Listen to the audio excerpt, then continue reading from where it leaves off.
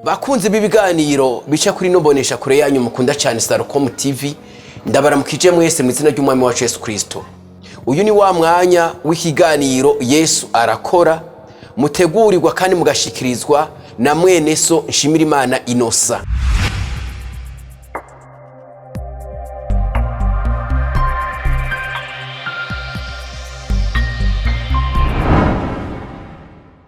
Mwami Yesu, ndagushimiye ku bwa kano kanya uduhaye. Tugomba kumva ijambo ryawe, uduhezagire, uduhe umugisha, uvugane natwe, udusige amavuta kugira ngo dushobore kwakira mesaje waduteguriye. Ijambo ryawe ryarahezagiwe kandi ryaravugutiwe ibihetangabondwi, riruzuye. Udushikirize ivyiza bivuye mu ijambo ryawe. Ni mu izina ryawe Yesu Kristo misavye nizeye. Amen. Turasangira iri jambo dukura mu Bakolosayi igihimba ca 3. Turava ku murongo wa mbere tugere ku murongo wa 3. Kuzuranwa na Kristo. None rero sangwa mwarazuranywe na Kristo, murondere ibiri hejuru iyo Kristo ari, avyagiye iburyo bw'Imana. Mushire imitima ku biri hejuru, ntimuyishire ku biri mw'isi, kuko mwapfuye kandi ubugingo bwanyu bukaba buhishanijwe na Kristo mu Mana. Amen. Turasangira iri jambo ry'ubutumwa bwiza rivuga ngo gukorera mu rutonde rw'ijuru. Gukorera mu rutonde rw'ijuru. Iki cete c'Abakolosayi duhejeje gusoma cyanditswe n'intumwa Paul. Yanditse ari vyete 13.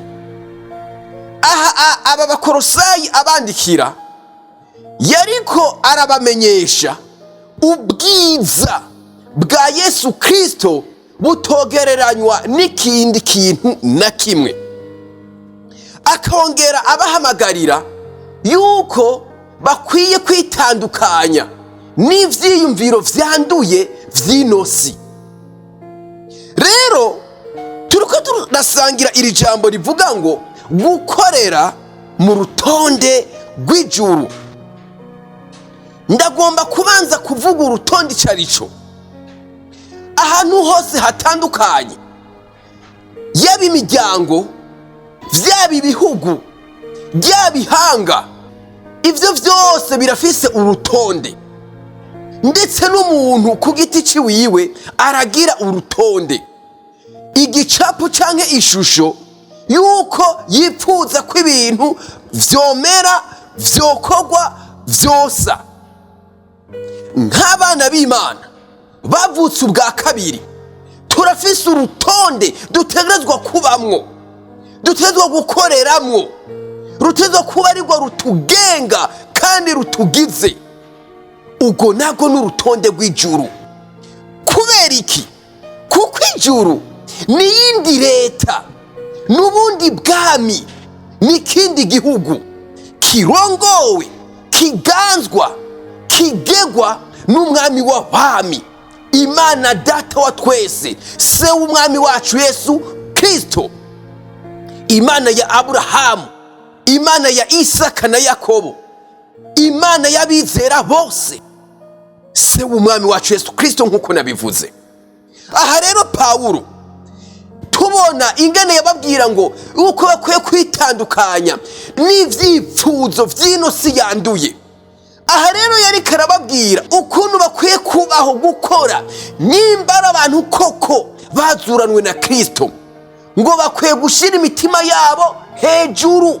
Iyo Kristo Yesu Kristo akoraniye, ahagaze, haleluya, arababwira tumviriza, nimba mwarazuranwe nawe, shira imitima ku biri hejuru. Mu yandi majambo, korera mu rutonde rw'ijuru, gendera mu rutonde rw'ijuru. Akenshi turishushanya, ukabura itandukaniro ry'umukizwa n'utari umukizwa. Kubera iki? Habaho gukorera mu rutonde rw'isi kandi tuba tutarabiyisi. bigaca bituzana kubura imbwa n'imbwebwe. Ni ukuvuga kubura na kimwe, tukaba twabaye iki? Ibiyoberane. Mu gakiza ntitube turiyo, mu isi ntitube turiyo, ibintu nk'ivyo. Ariko muri uno mwanya turiko turiga, turiko turavugana, turiko turasangira urwego tutezo gukoreramwo, ko ari ugukorera mu rutonde rw'ijuru, ngo ubugingo bwacu ngo buhishanijwe na Kristo mu Mana.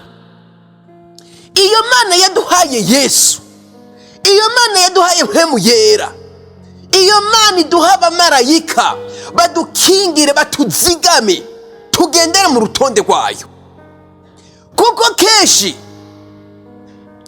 imirurazi, ivyiyumviro bibi bizanwa nuko tuba twavuye, tuba tutariko turakorera muri urwo rutonde rw'ijuru, kuko niyo tuzoja. Kuba kuri ino si turi intumwa za Yesu Kristo, turamuserukira, niyo mpamvu dutegerezwa gukora muri urwo rutonde, niho iteka ryacu riri. Amen. Hariho n'uburorero bwinshi cyane bw'abatwitangiye imbere, bakoreye muri urwo rutonde, vyabazaniye kuticuza, ahubwo vyanatumye bandikwa muri iki gitabo cera arico Bibiliya.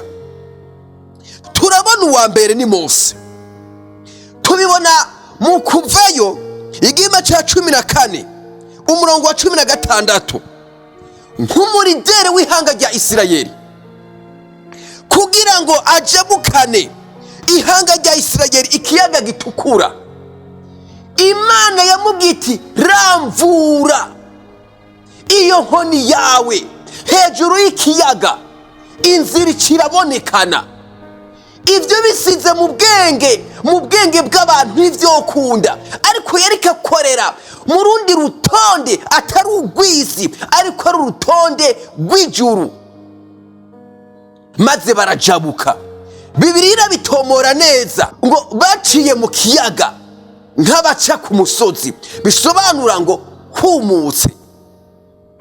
Turabona na Yosuwa n'igihimba ca 6 kuva ku murongo wa 3 gushika ku murongo wa 5, igihome c'uruzitiro rw'Iyeriko ntibashobora kwinjira kubw'uburemere, kubwo rwari rwubatse cyane.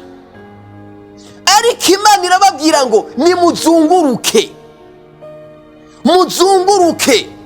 mwongere muzunguruke ku munsi rimwe kabiri, kumara ibihe tangabo ndwi, ngo ku munsi w'indwi ngo bazunguruke incuro ndwi. Uruhome rwarabomotse maze barinjira. Kubera iki? Bariko bakorera mu rutonde rw'ijuru. Turabona na Elisa amazi yararura, amaze kubarura ngo yamemereye mwakunyu, yari amazi yica, asigara ari amazi meza cyane, bayanyoye nta ngorane bahagira. Kubera iki? Kuko bariko barakorera mu rutonde rw'ijuru. Hariho n'ikindi Elisa yakoze. Elisa yafashe Namani umugabisha w'ingabo, yaragwaye imibembe igihe kitari gito, amubwira ngo niyibire mu ruzi Yorodani incuro 7, acavayo umubiri wiwe umeze neza cyane. Kubera iki? Kuko yari karakorera mu rutonde rw'ijuru. Uravye uko ibintu bitunganije ntivyari gukunda. Imana ihabwa icubahiro, Yesu ashimwe cyane. Twabona n'uwundi ni Yoshafati mu gitabo ca 2 c'ingoma igihimba ni ca 20 kuva ku murongo wa 21 gushika ku murongo wa 22. Yoshafati nk'umwami arategwa, amaze gutegwa aho kujya kurwana yagiye kuririmba. Ku rugamba ukuntu yatonze, yatondanye n'abaririmbyi aho gutondana n'abasirikare. Urugamba yararunesheje, urugamba yararutsinze. Kubera iki? Ariko akorera mu rutonde rw'ijuru. Reka ndangirize kuri Petero. Tubibona muri Luka igihimba ca 5 umurongo wa 6, aho yari yaraye araroba akabura, maze Yesu Kristo umwami wacu amubwira ngo terura urusenga ku murango. Ubwo nyene yarovye ifi nyinshi biramusiga.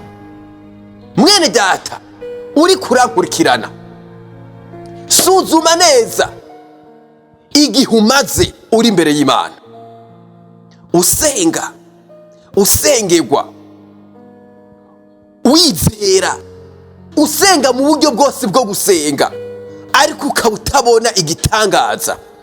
Raba neza, mbega uri kurakorera mu rutonde rw'ijuru?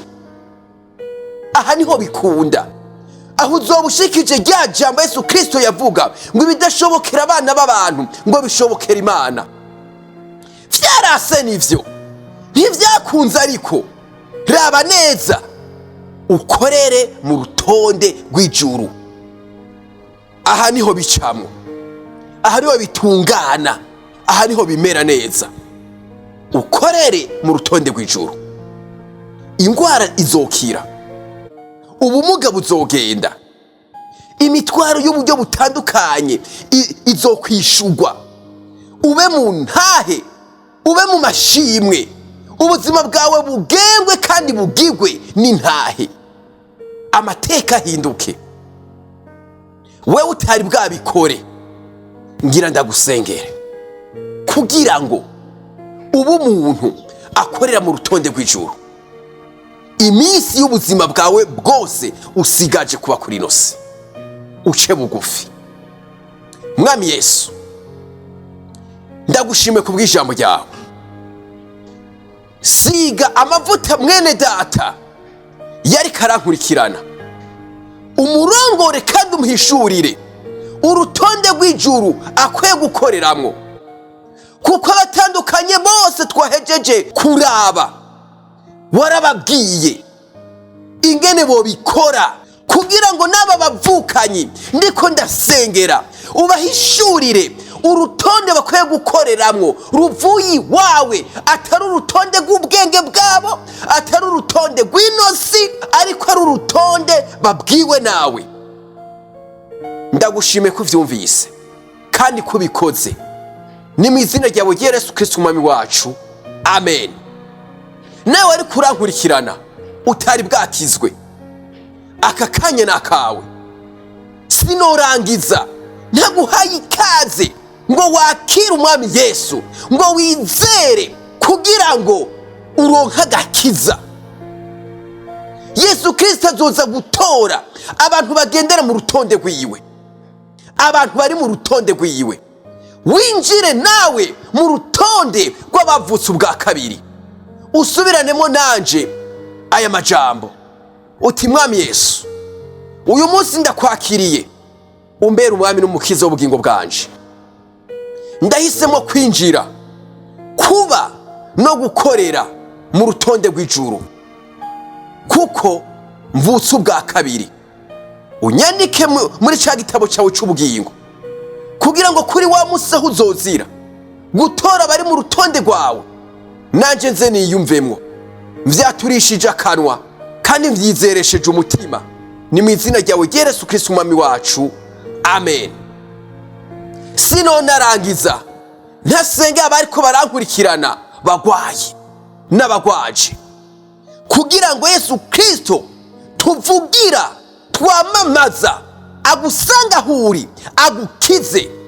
Mwami Yesu, ndakuzaniye uyu yari karankurikirana agwaye canke agwaje canke afise ubumuga butandukanye. Ndagusavye mwami Yesu, umukoreho kwa kuboko kwawe kurekure, ukuramvure kuri we, akire ubumuga bwose, umukize icyago cyose, atabaruke ni mu izina ryawe ryera mbisavye nizeye, amen. Turarangije. Yesu abahezagire.